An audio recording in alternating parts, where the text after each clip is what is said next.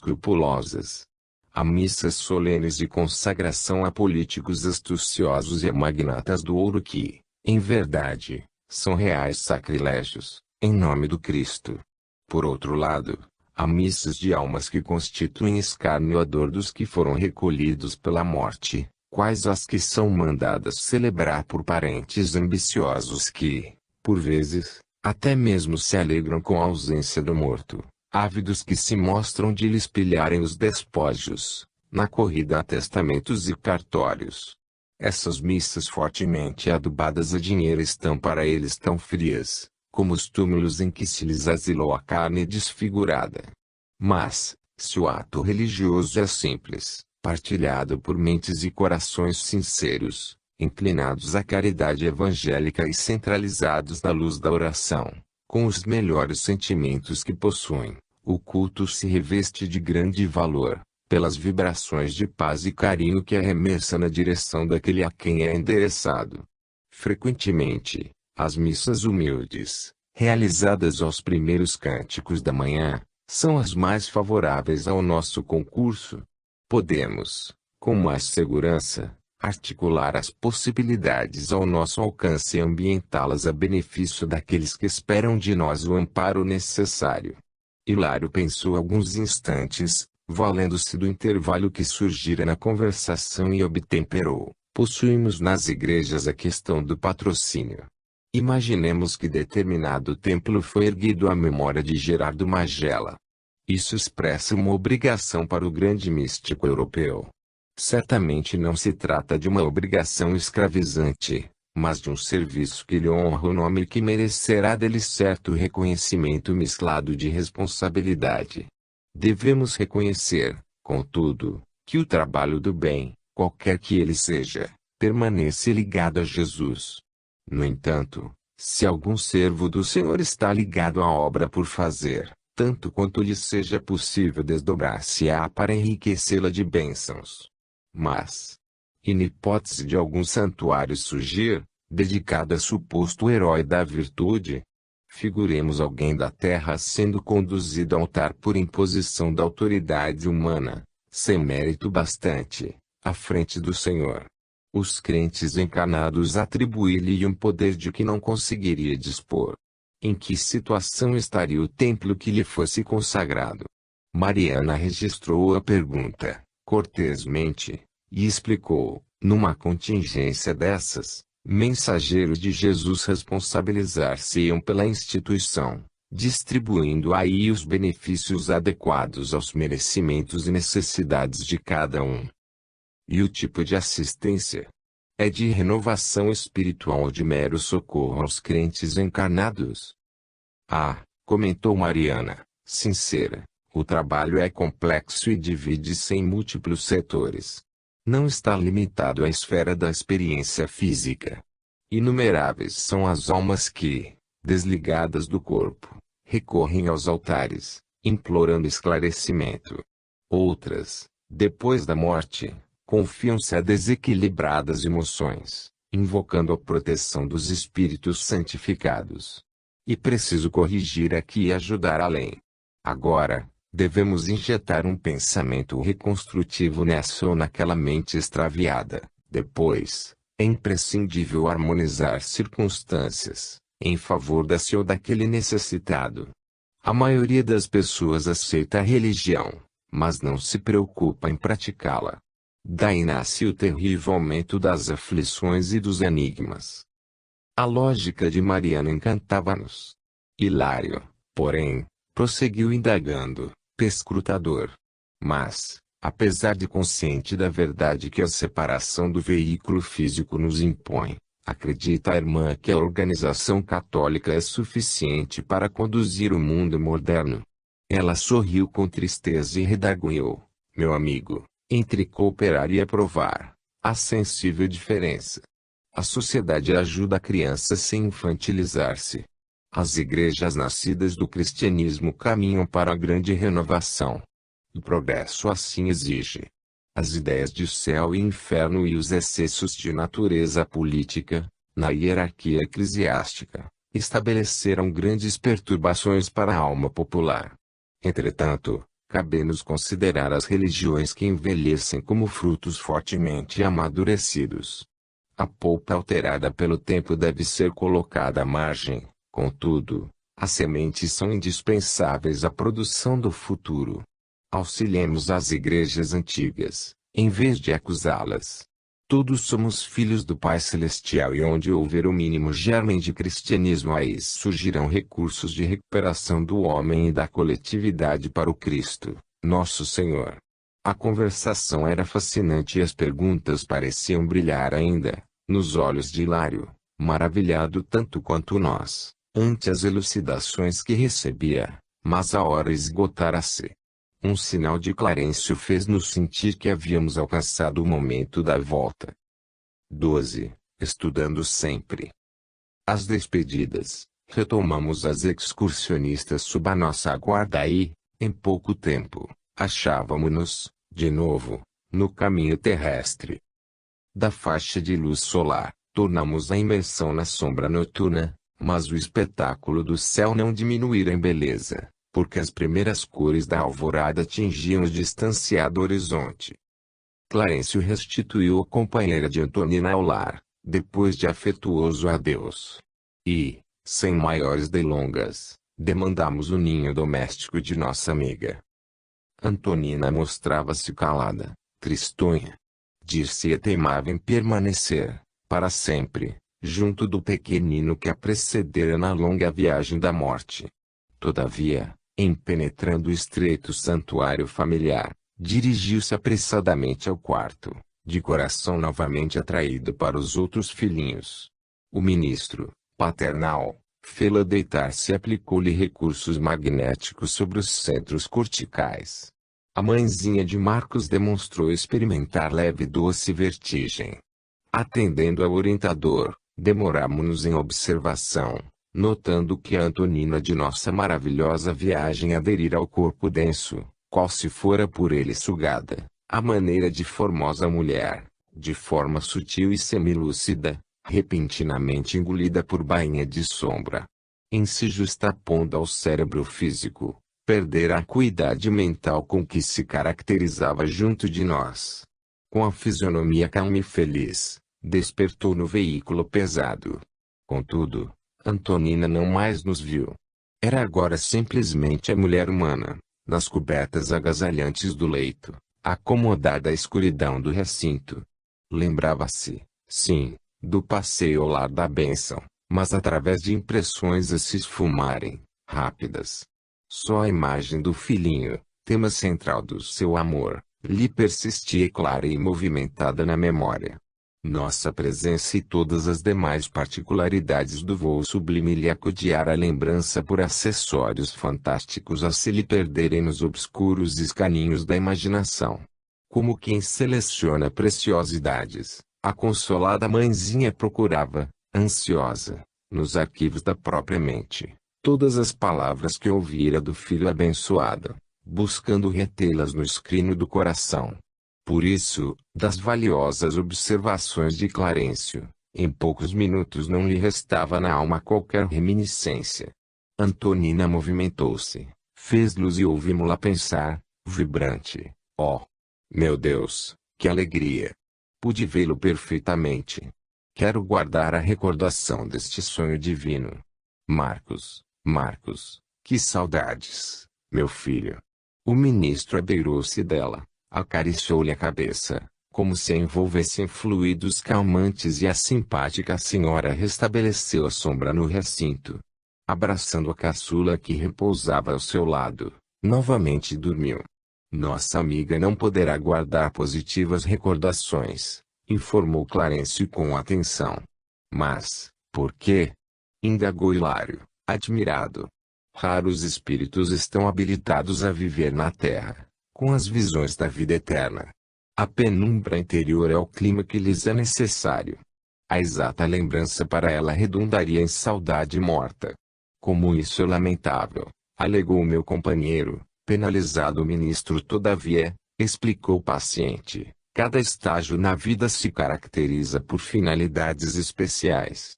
O mel é saboroso néctar para a criança, mas não deve ser ministrado indiscriminadamente. Reclama dosagem para não vir a ser importuno laxativo. O contacto com o reino espiritual, enquanto nos demoramos no envoltório terrestre, não pode ser dilatado em toda a extensão, para que nossa alma não afrouxe o interesse de lutar dignamente até o fim do corpo. Antonina lembrar-se-á de nossa excursão, mas de modo vago, como quem traz no campo vivo da alma um belo quadro de esbatidos contornos. Recordar-se-á, porém, do filhinho mais vivamente, o bastante para sentir-se reconfortada e convicta de que Marcos a espera na vida maior. Semelhante certeza ser-lhe-á doce alimento ao coração. O silêncio passou a dominar o recinto, mas Clarencio quebrou-o, quase de imediato, convidando-nos a socorrer o velhinho que nos aguardava. Dormitava o ancião numa velha cadeira. Será sono? Perguntou Hilário, mais novo que eu na vida do além. Sim, confirmou o instrutor, benevolente. Na fase em que se encontra, Leonardo subordina-se a todos os fenômenos da existência vulgar. Não prescinde, assim, do repouso para refazer-se. Examinamo-lo mais detidamente.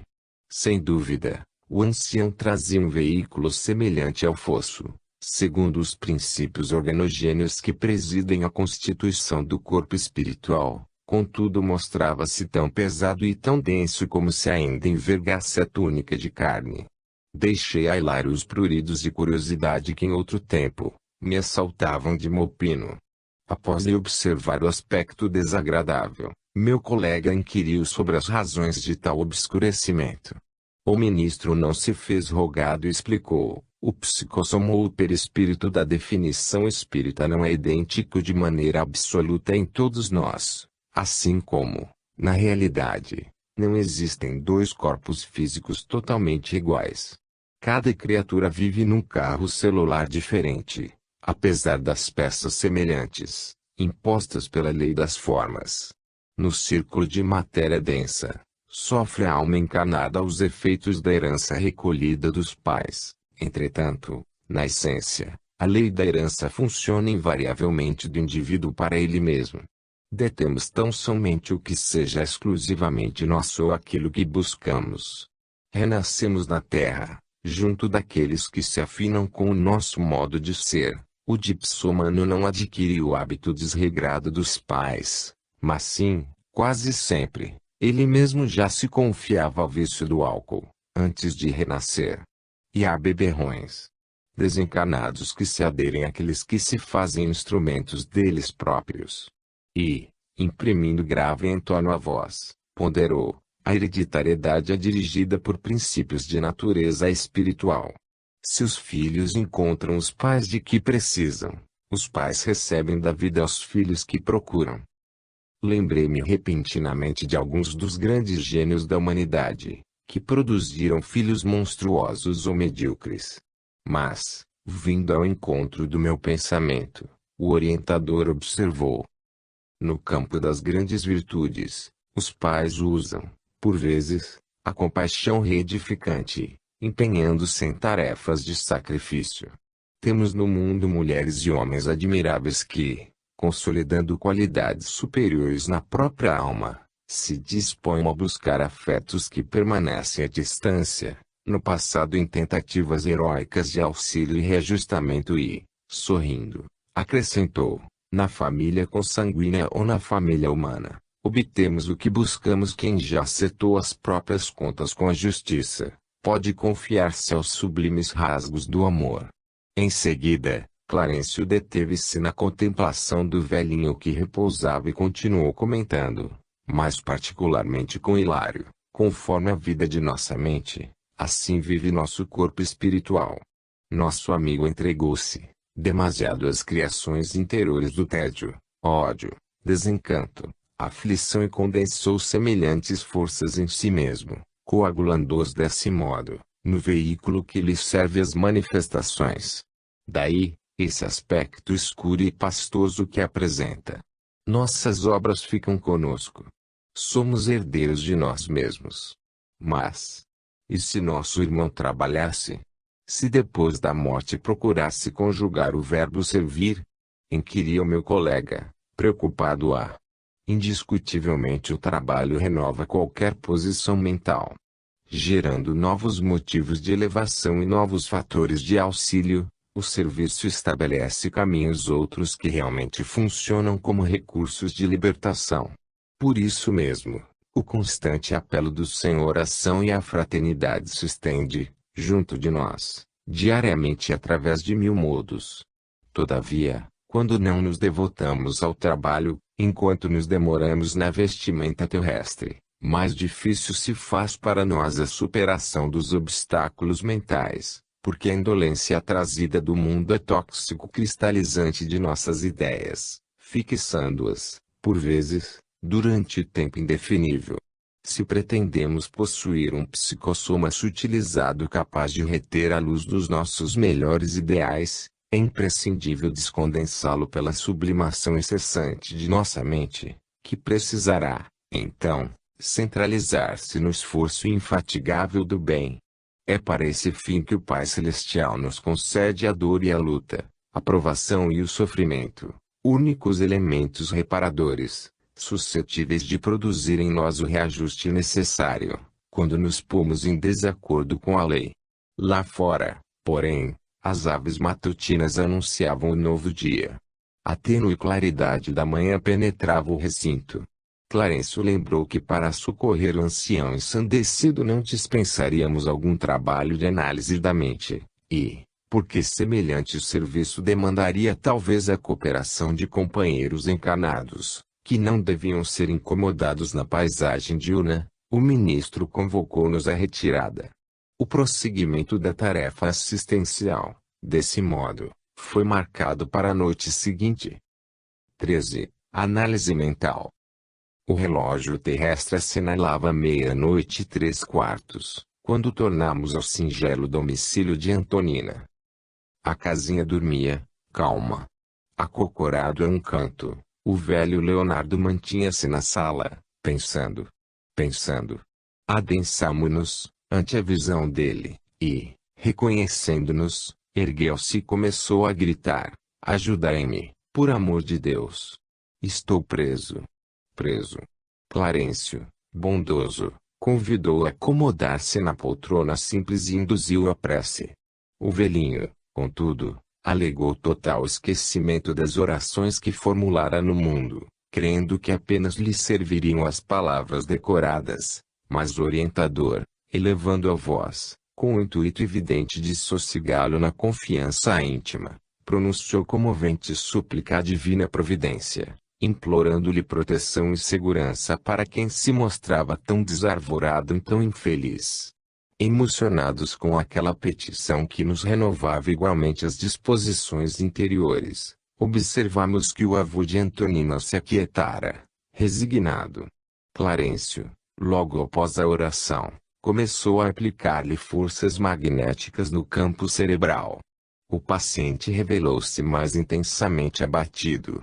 A cabeça pendeu-lhe sobre o peito, desgovernada e sonolenta. Fitando-nos de modo significativo, o ministro ponderou: a corrente de força devidamente dinamizada no passe magnético arrancá-lo-á da sombra anestesiante da amnésia. Poderemos, então, sondar-lhe o íntimo com mais segurança. Assistido por nossos recursos, a memória dele regredirá no tempo, informando-nos quanto à causa que o retém junto da neta, aclarando-nos, ainda, sob prováveis ligações que nos conduzirão à chave do socorro, a benefício dele mesmo. Mas o retrocesso das recordações poderá verificar-se de improviso? Indagou Hilário, perplexo. Sem dúvida, respondeu o instrutor traço. A memória pode ser comparada à placa sensível que, ao influxo da luz, guarda para sempre as imagens recolhidas pelo espírito, no curso de seus inumeráveis aprendizados, dentro da vida. Cada existência de nossa alma, em determinada expressão da forma, é uma adição de experiência, conservada em prodigioso arquivo de imagens que, em se superpondo umas às outras, jamais se confundem.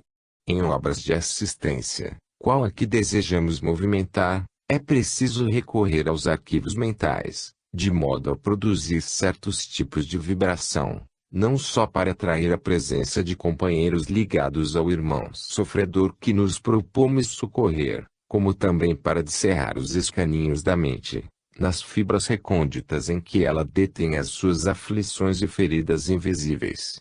Quer dizer então que a frase de Hilário, porém, se lhe apagou nos lábios, porque o ministro atalhou, completando-lhe a conceituação: a mente, tanto quanto o corpo físico, pode e deve sofrer intervenções para reequilibrar-se.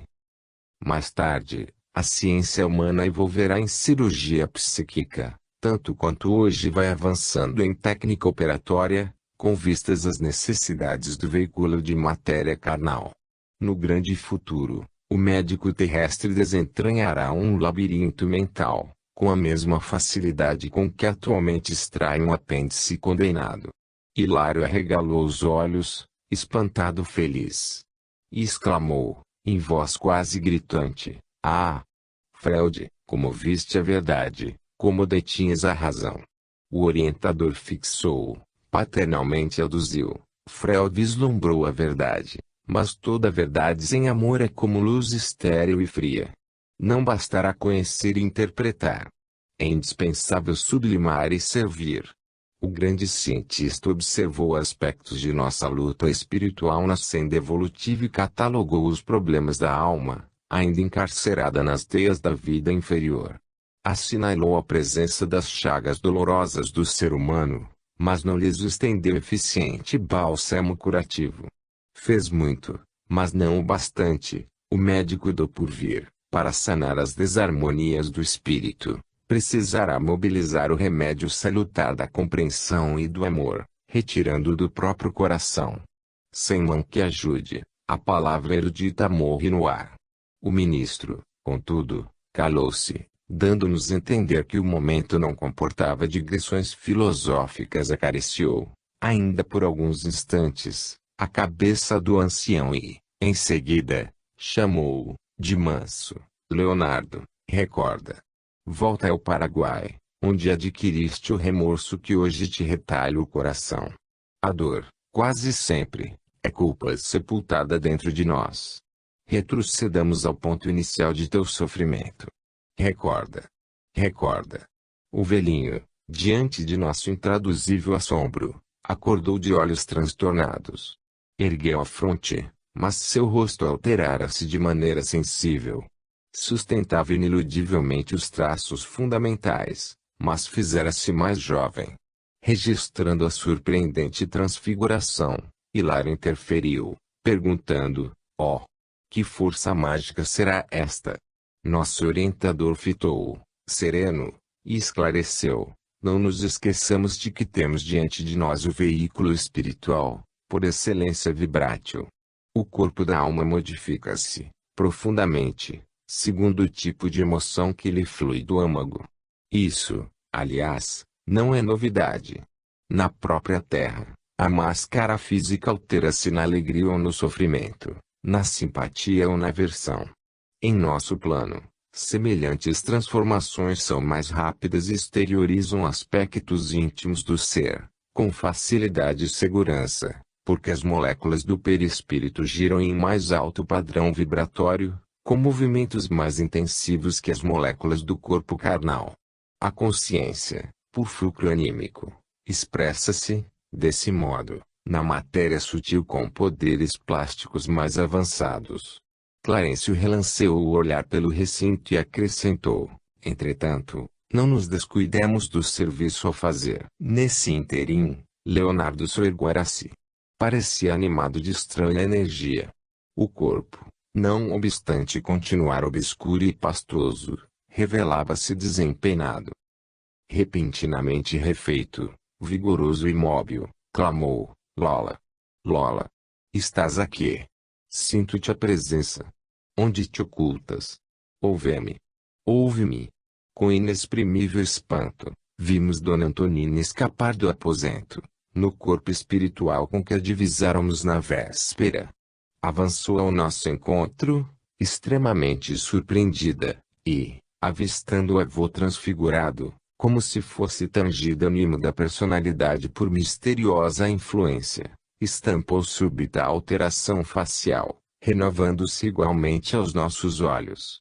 As linhas do semblante modificaram-se, de inopino, e vimos-la realmente mais bela, todavia, menos serena e menos espiritualmente.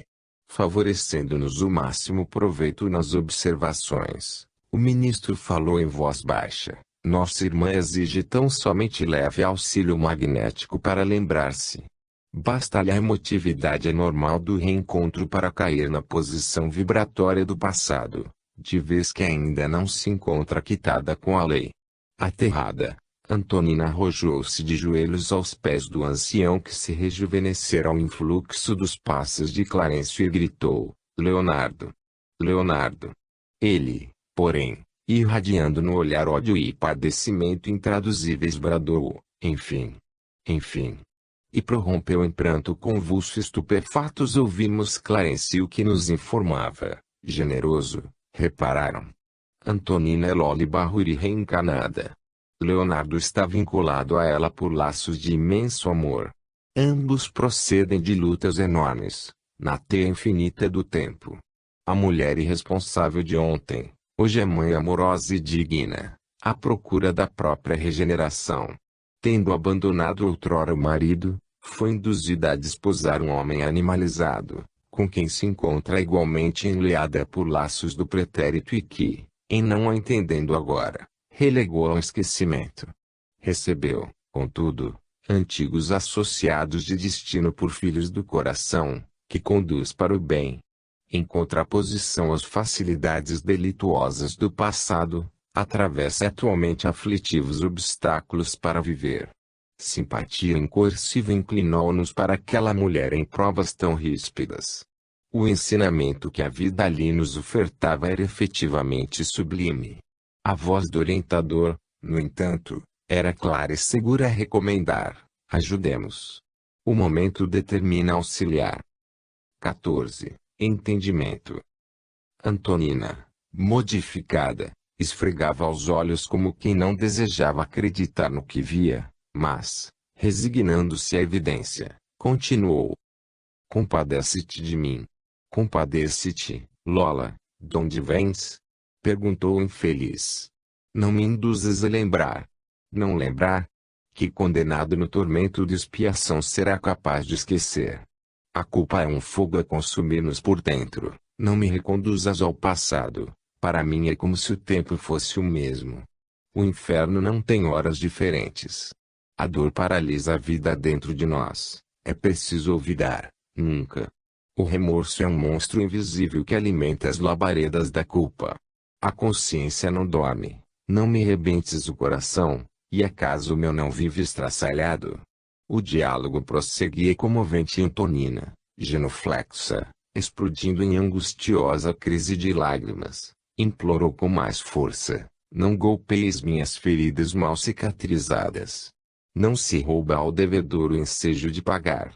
Entretanto, por ti, gemeu o interlocutor, enredei-me no crime. Amei-te e perdi-me. Trazias nos olhos a traição disfarçada. Oh! Lola, por quê? Por quê? E, ante o doloroso acento com que essas palavras eram pronunciadas, a pobre mulher suplicou, mais triste: Leonardo, perdoa-me. Sofri muito.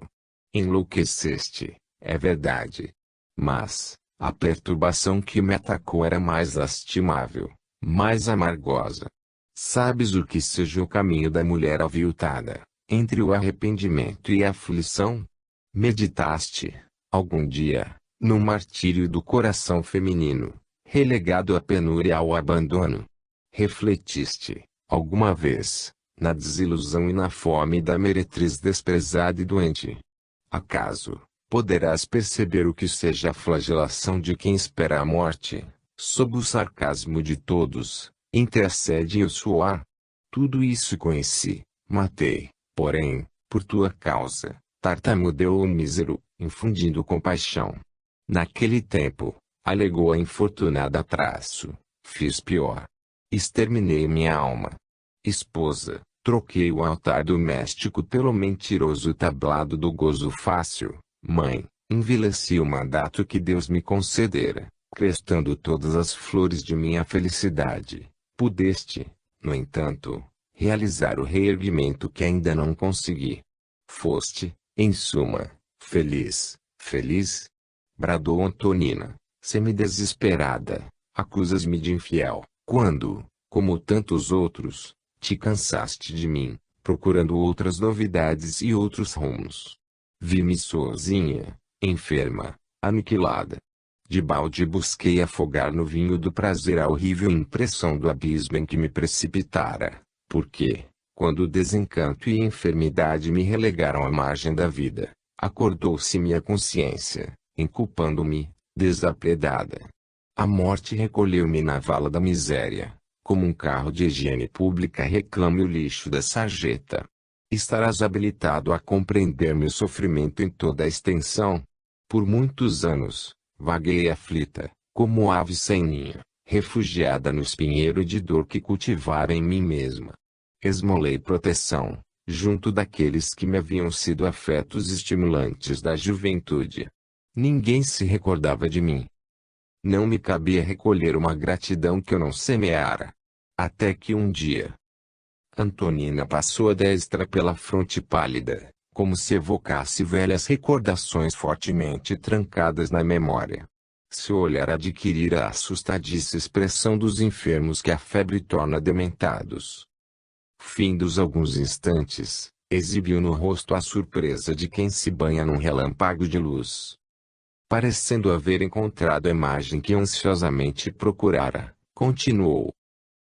Até que um dia, senti que me chamavas com pensamentos de carinho e de paz. Rememoravas alguns traços elogiáveis de nossa vida, recompondo na lembrança as festas que organizávamos em favor dos combatentes mutilados. As tuas divagações, arrancando ao pretérito as raras reminiscências felizes que poderíamos identificar, caíram sobre mim como bálsamo refrigerante. Chorei aliviado e adormeci em tua casa, no aconchego da família que tiveste a ventura de constituir. Interrompeu-se Antonina, figurando-se-nos incapaz de prosseguir recordando. Via-se que esbarrara com insuperáveis impedimentos íntimos. Emudecera, torturada pela incapacidade mnemônica que a assaltara de improviso. Contudo, o nosso orientador acercou-se dela e afagou-lhe a cabeça, deixando perceber que a auxiliava magneticamente na recuperação das próprias forças. Não posso saber, gritava Leonardo, não posso saber. Desde que meu espírito foi ocupado por ele, não consigo coordenar as ideias que me são próprias. Sim, certamente sou culpado. Tens razão. Podias ter recebido meu concurso. Não me cabia pensar em ti como se fosses tão somente mulher.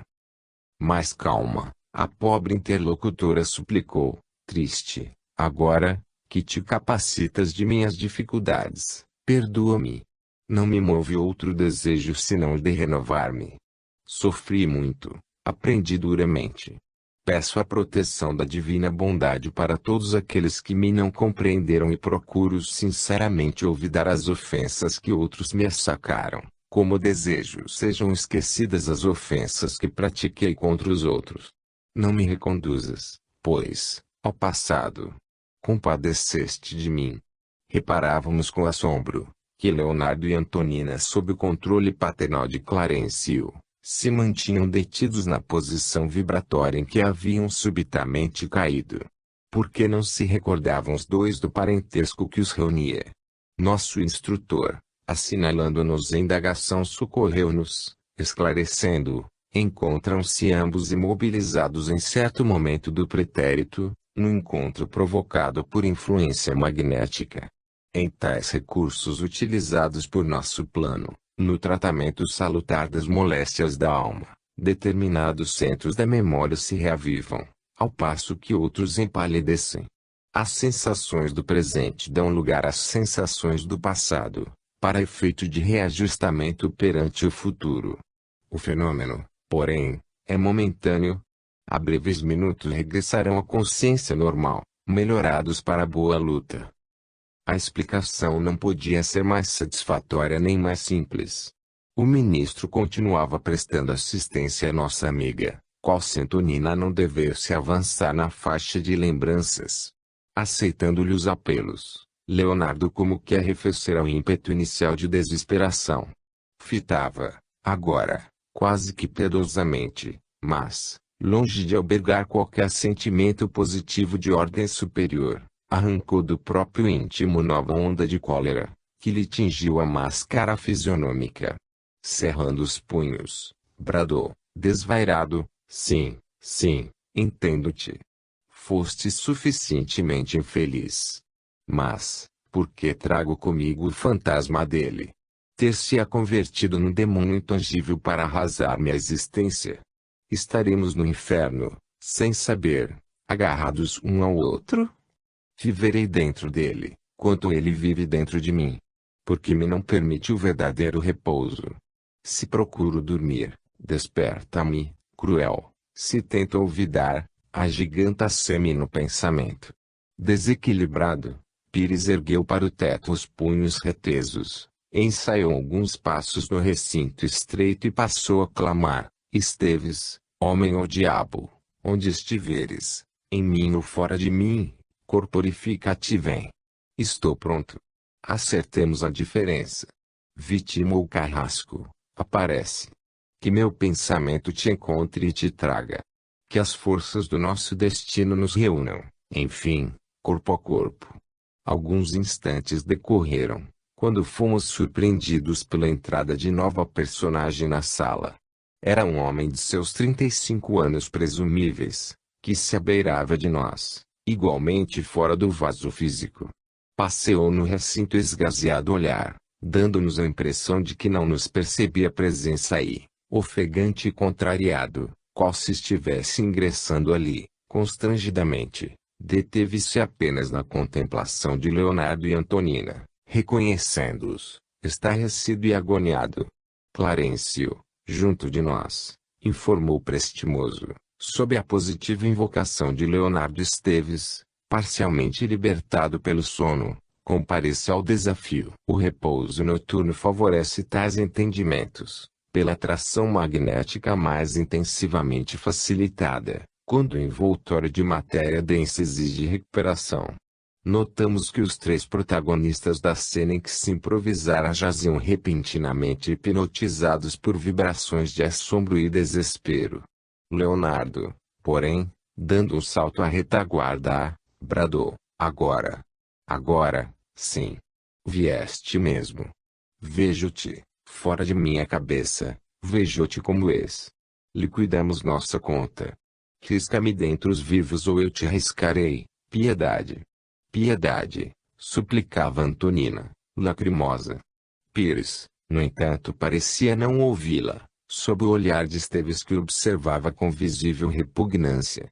Semi-apavorado e pondo-se em guarda sacudido pelas próprias reminiscências, o recém-chegado respondeu, agressivo: Conheço-te e odeio-te. Assassino, assassino. Engalfinhar-se-iam sem dúvida, como animais, enfurecidos, mas o nosso orientador interferiu, de imediato, imobilizando-os prontamente. Tocado pelo ministro Esteves, enxergou-nos e, surpreendido, aquietou-se. Clarencio confiou a nossa vigilância e, dirigindo-se a Leonardo em voz segura, concitou: Meu amigo, extirpadamente a ideia do crime. Achas-te cansado, enfermo? Receberás a medicação de que necessita. Num átimo, ausentou-se e regressou trazendo ao recinto dois amigos de nosso plano, os quais transportaram Leonardo, semi-inconsciente, para um santuário de reajuste, em que mais tarde nos receberia assistência. Em seguida, nosso instrutor acomodou Esteves na poltrona singela, recomendando-lhe esperar-nos. O novo companheiro, amedrontado, obedeceu automaticamente. Logo após, amparando Antonina, procuramos restituí-la ao quarto particular. Consideramos, então, que se grande fora a aventura da pobre senhora na véspera, naquela noite assemelhava-se, desditosa, a um trapo de sofrimento. Encontramos grande dificuldade para recompô-la em espírito e para religá-la à vestimenta carnal, quase inerte. Revelava-se imensamente confrangida. Por mais de 2 horas mereceu-nos especial atenção. Somente depois de considerável esforço de Clarencio, conseguiu refazer-se. Vimo-la acordar, exausta e entontecida. Algo aliviada, Antonina acreditou-se liberta de estranho pesadelo. Ainda assim, sem saber explicar a razão, torturada e apreensiva, continuava soluçando. 15. Além do sonho. Tornando a Esteves, Clarencio ofereceu-lhe o braço amigo, mas o moço prorrompeu em súplica. Não me prendam. Não me prendam. Sou a vítima. O ministro absteve-se de continuar em sua afetiva manifestação. No passo vagaroso de quem carrega um fardo de aflição, o inimigo de Leonardo retirou-se para a via pública, regressando ao aconchego doméstico. Seguimos-lo a pequena distância. Renovava-se o dia. Pedestres marchavam diligentes, na direção do trabalho. Bondes rangiam, sonolentos, e os autos, aqui e ali, começavam a transitar pelas ruas. Em breve tempo, o rapaz, seguido de nosso grupo, estacionou à frente de vasto conjunto residencial. Grande relógio próximo exibia o mostrador. 5h30. Embatucado, o moço voltou-se para nós, e, em seguida, desapareceu no interior. Entramos. Em momentos rápidos, achávamo-nos diante dele, que se esforçava por reaver o corpo físico. O ministro, sem molestá-lo, amparou afetuosamente, e Esteves, pouco a pouco, recuperou a calma natural. Mantinha assim suave modorra, quando o despertador tilintou, faltando 15 minutos para 6. O rapaz esfregou os olhos, de carantonha amarrada, guardando a impressão de mau sonho. Vestindo-se, apressado, notamos que o minúsculo cartão de visita lhe caiu do bolso, ensejando-nos a leitura de um nome, Mário Silva, enfermeiro. E o nosso instrutor reafirmou, nosso amigo, ontem Esteves, hoje é Mário Silva, prosseguindo em sua vocação para a enfermagem. Ouçamo-lo por alguns momentos. O moço atendeu às obrigações da higiene e, logo após, foi recebido em pequena sala do apartamento por simpática velhinha, em cujo olhar adivinhamos a ternura de mãe.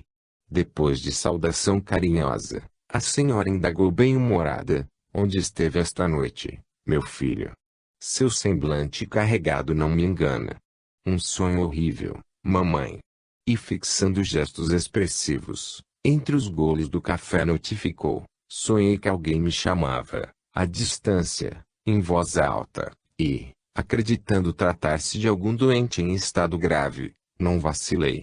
Corri ao apelo, mas, ao invés de topar um quarto de enfermo, vi-me, de imediato, numa cela mal iluminada e úmida. E, com os recursos de imaginação de que dispunha para corresponder às requisições da mente, o rapaz continuou, era um perfeito cubículo de prisão, onde me surpreendi encarcerado, de repente, junto de um criminoso de mau aspecto e de infortunada mulher em pranto. Senti tanta simpatia pela moça desventurada, quanto aversão pelo réu de medonha catadura. Tive, porém, a impressão nítida de que nos conhecíamos. Um misto de ódio e sofrimento me tomou de assalto, junto deles, principalmente ao lado do infeliz, cujo olhar se me afigurava cruel. Perguntava, a mim mesmo, por que me não retirava de tão detestável presença, mas, enquanto o homem me repelia, a mulher me provocava o maior enternecimento. Por mais estranho que pareça, experimentava o desejo de agredi-lo e de acariciá-la, ao mesmo tempo. Achava-me em expectativa, quando o criminoso avançou para mim, com o propósito evidente de liquidar-me, ao passo que a pobrezinha procurava defender-me. Estava atônito, ignorando se o condenado pretendia assassinar-me ali mesmo quando tentei uma reação à altura. Cego de incompreensível rancor, ia precipitar-me sobre ele, quando, rápido, apareceu um delegado policial, seguido de 2 guardas que entraram na contenda, impedindo-nos o mau impulso. O chefe, segundo percebi, de um só golpe conteve o meu agressor, obrigando-o a sentar-se, vencido, conquistando-me um respeito tão grande que, realmente, apesar do desejo de ouvir a mulher ajoelhada, em soluços não arredei pé do lugar em que me apoiava. Depois de palavras enérgicas e rápidas, o delegado trouxe, então, à cela outros ajudantes que arrastaram meu adversário para fora. Logo após, acomodando-me numa velha cadeira, reconduziu a jovem para o interior do cárcere. Estampou na fisionomia a expressão de quem se propunha inutilmente lembrar-se e, decorridos longos instantes de reticência, rematou. Depois, não consigo precisar as recordações. Sei apenas que eu me pus a correr, em fuga para nossa casa, de vez que os policiais se mostravam igualmente dispostos a recolher-me temendo xadrez. Acordei estremunhado e abatido. A velhinha que escutava atenciosa, comentou calma, há sonhos que valem por terríveis pesadelos. É o que senti, concordou Mário, preocupado. A mãezinha contemplou-o, bondosa, e acrescentou, meu filho, o sonho terá alguma relação com a nossa Zulmira. A mulher com quem simpatizou não seria, acaso, nossa velha amiga, e o homem que lhe inspirou tanta repugnância não poderia ser interpretado como sendo o esposo dela. O rapaz cobriu-se de leve palidez, mostrou-se mais taciturno e falou, triste, quem sabe? Você nunca mais teve notícia de nossa antiga companheira? Não. Tenho apenas a informação de que mora aqui mesmo, onde o marido é ferroviário de importância. Nunca pude entender-lhe a atitude. Tantos anos de convivência, tantos projetos de felicidade. Trocar tudo, assim, por um viúvo, acompanhado de 2 filhos. O moço fixou um gesto de amargura e observou, ora, mamãe, evitemos recordações sem proveito. Zulmira não deve reaparecer em minha memória e esse amaro que ela desposou é um ponto negro em meu coração. Creio que o melhor sentimento para eles dois em minha vida íntima é o ódio com que os reúno em minha lembrança. Não desejo revê-los e, francamente, se eu soubesse que residiam aqui, em nossa vizinhança, decidiria nossa transferência para outro rumo. E, transcorridos alguns instantes, ajuntou, meu sonho foi um simples pesadelo. Alguma preocupação imprecisa ou alguma intoxicação alimentar. A senhora sorriu, desapontada, e aduziu, cá por mim, estou certa de que, à noite, reencontramos as pessoas que amamos ou detestamos. Nosso espírito, no sono, procura os afetos ou os desafetos do caminho para acertar as próprias contas. Disso, não tenho qualquer dúvida. O filho, indiscutivelmente enfadado, reergueu-se, abraçou a genitora, osculou-lhe a cabeça branca e concluiu. O relógio é inflexível. O sonho passou e, agora, é a realidade que me espera. Devo cooperar no serviço operatório de 2 crianças, às 8 em ponto. Não me posso demorar. O hospital não cogita de pesadelos. Mostrou um sorriso forçado e despediu-se. A mãezinha acompanhou-o carinhosamente até a porta, retomando os serviços caseiros, pensativa. Preparando-nos para a retirada, trazia o meu cérebro castigado por obsidiantes interrogações. Encontráramos um novo capítulo na história da oração de Evelina. Amaro e Zulmira, mencionados pelo enfermeiro, seriam as mesmas personagens que havíamos visitado anteriormente. Dispunha-me à inquirição, quando o olhar de Clarencio cruzou com o meu. Registrando-me a estranheza, informou, já sei o teor de tuas interrogações. Realmente, o nosso novo amigo foi noivo de Zulmira, a senhora obsidiada que conhecemos. Pretendia desposá-la, mas foi preterido no coração dela por Amaro, que lhe deve assistência e carinho. O passado fala no presente. Acham-se enredados numa teia de compromissos que lhes reclamam resgate. E reencontrar-se-ão para o desdobramento das lutas redentoras em que se envolvem. Perguntou Hilário, admirado. Inevitavelmente, acentuou o instrutor com voz segura. A dona da casa, mãe devotada e sensível, meditando no sonho do filho, embora movimentando automaticamente a vassoura, orava por ele, rogando a Jesus o abençoasse. Anotávamos-lhe as reflexões na mente preocupada. Sabia quanto custara ao moço renunciar à mulher escolhida. Conhecia-lhe o temperamento enigmático e receava tornar a vê-lo atormentado e vencido. O pensamento em prece escapava-lhe da cabeça, como o tênue esguicho de luz. Clarencio abeirou-se dela e transmitiu-lhe forças calmantes, que lhe sossegaram o coração. Em seguida, o orientador nos apresentou, generoso, nossa irmã Minervina é velha conhecida. Recebeu nos braços meia dúzia de filhos que tem sabido conduzir, admiravelmente. Coração abnegado, alma rica de fé. Abraçamo-la, carinhosamente, às despedidas. De regresso, reparando que estávamos desejosos de seguir Mário Silva para obter maiores informes, no desenvolvimento de nossa história que começava a ser fascinante, o ministro recomendou: não convém incomodar nossos amigos no curso das obrigações diuturnas, provocando elucidações que seriam desagradáveis e fora de ocasião. Aguardemos a noite, porque enquanto o corpo físico se refaz, a alma invariavelmente procura o lugar ou o objeto a que manta o coração. Ouvimos o orientador e aquietámo-nos. Cabia-nos aguardar a noite, quando se estenderiam as nossas experiências. 16. Novas experiências.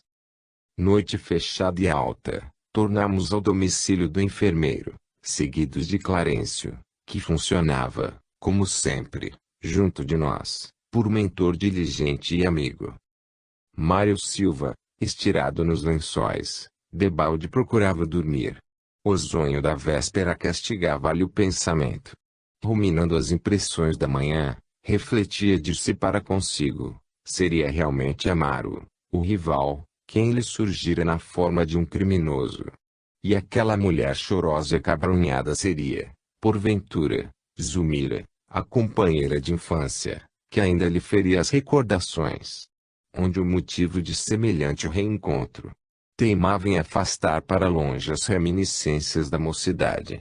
Por isso mesmo, não acreditava estivesse nele próprio a causa do estranho pesadelo. Permanecia convicto de que alguém o chamara, nitidamente, pronunciando palavras que o constrangiam a atender. Estaria Zulmira em apuros. E esta, acaso se recordaria dele? E se as suas conjecturas expressassem a verdade, teria o direito de reaproximar-se? Não imaginava isso possível. A chaga do brio retalhado ainda lhe sangrava no coração. Não seria justo acudi-la, nem mesmo a pretexto de socorrer. Conhecia-lhe o esposo de relance, mas o suficiente para detestá-lo, com todas as reservas de ódio de que se sentia capaz. Ainda mesmo que a mulher, outrora querida, lhe suplicasse assistência, cabia-lhe ser surdo aos seus rogos. Hipóteses inquietantes e perguntas sem resposta lhe assediavam o cérebro toldado de apreensão e rancor. A antiga aversão pelo rival preponderava, dominando-o. Por que não voltar ao sonho da noite anterior, de modo a tentar uma solução? A figura de Amaro crescia-lhe no campo mental. Se as almas podiam efetivamente reencontrar-se, fora do corpo, prosseguia divagando o traço. De certo conseguiria rever o adversário e revidar. Se for invocado em sonho, era lícito invocar quem quisesse. Chamaria o renegado esposo de Zulmira a explicar-se. Concentraria nele o poder do pensamento. Buscá-lo-ia onde estivesse. O ministro contemplava-o, compadecido. Valendo-se dos minutos para ensinar-nos algo proveitoso, observou: a paixão cega sempre. Nossa vida mental é a nossa vida verdadeira e, por isso, quando a paixão nos ocupa a fortaleza íntima, nada vemos e nada registramos senão a própria perturbação.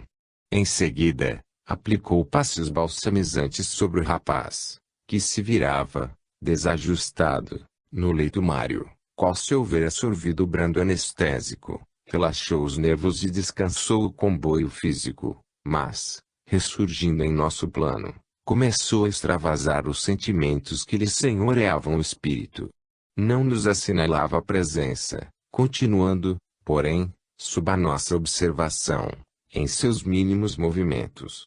Espantadiço e tateante, vagueou pelos ângulos do quarto no veículo perispirítico, extremamente condensado. Todavia, pouco a pouco, esgazearam-se-lhe os olhos, dando-nos ideia de quem se detinha em aflitivos quadros íntimos. Anotando-nos o assombro silencioso, o instrutor socorreu-nos, explicando: qual acontece ao nosso amigo Leonardo, o novo companheiro padece angustioso complexo de fixação. Embora tenha o seu caso particular, algo suavizado pelas lutas da carne, que, por vezes, constituem abençoado entretenimento, não consegue diluir a obcecante recordação do inimigo. A mágoa é inquietante ferida mental. Enquanto se distrai nas tarefas comuns, alheia-se, de alguma sorte, ao tormento oculto que transporta consigo, mas, em se vendo espiritualmente sós, dá curso ao ódio coagulado, desde muito, no coração. Observemo-lo. Mário desceu para a rua, à maneira de louco, e, inalando o ar refrescante da noite, forneceu a impressão de quem se revigorava, de súbito, passando a gritar, com voz estridente: Amaro, ladrão! Amaro, usurpador! Aparece! Se tens dignidade, afronta-me a vingança. Não tremerei. Onde ocultaste a mulher que eu amo? Responde, responde. Silva caminhava semiébrio, sem direção, contudo, arremessava as palavras no ar, com veemência e segurança. Havíamos dobrado esquinas diversas e eis que, quando menos esperávamos, surge alguém ao encontro dele, em plena via pública. Copiando o impulso do ferro atraído pelo ímã, o esposo de Zulmira, em seu corpo sutil, correspondia ao chamado estranho do inimigo, desligado parcialmente da carne. Defrontaram-se, a princípio, altivamente, entretanto, logo após, com as maneiras do homem mais educado, Amaro esboçou delicado recuo, revelando-se preocupado em evitar conflitos e aborrecimentos. O enfermeiro, porém, de ânimo revel, bradou, desconcertante: não te acovardes, bandido. Não fujas. Temos contas a ajustar. O ferroviário, contudo, afastava-se, rápido. O adversário, no entanto, sem arrefecer no ímpeto, seguia-o, inflexível, longe de renunciar ao escuro propósito de agressão. Acompanhávamos ambos, quarteirão a quarteirão, até que esbarramos a entrada do abrigo doméstico que já conhecíamos, onde Amaro dispôs-se ao ajuste pacífico. Demonstrando-se interessado em defender a tranquilidade familiar, o dono da casa estacou a porta, aguardando o provocador. Então, bradou Silva, exasperado traço, é aqui o ninho das serpentes. Levantando os punhos contra o rival humilde, prosseguiu, rixento: pagar-me-ás muito caro a intromissão. Infame enganador, onde puseste a mulher que era minha felicidade e minha vida? Quebraste meus sonhos, aniquilaste meus ideais. Homem terrível, que fizeste de mim? Sou apenas máquina de trabalho, sem fé e sem esperança. Eu não sabia, alegou Amaro, desapontado. Nunca tive a intenção de ofender-te, maldito. Como sabes dissimular? Onde está Zulmira? Devo exterminar-te para restituir-me a independência. E afrontado pela serenidade do outro, o enfermeiro acentuou: não me reconheces, acaso? Sim, reconheço-te, falou o interlocutor num suspiro traço. És Mário Silva, pessoa a quem devoto consideração e respeito. Consideração e respeito? Que deslavado fingimento! Onde é prova de apreço, se me arrancaste a noiva, engodando-a com mentirosas promessas? Somente soube de tua velha afeição por ela quando meus compromissos no matrimônio não admitiam qualquer recuo. Se alguém, todavia, me houvesse comunicado lealmente quanto se desenrolava, em torno de minha preferência, teria renunciado em teu favor. Desejaria realmente servir-te, entretanto, agora,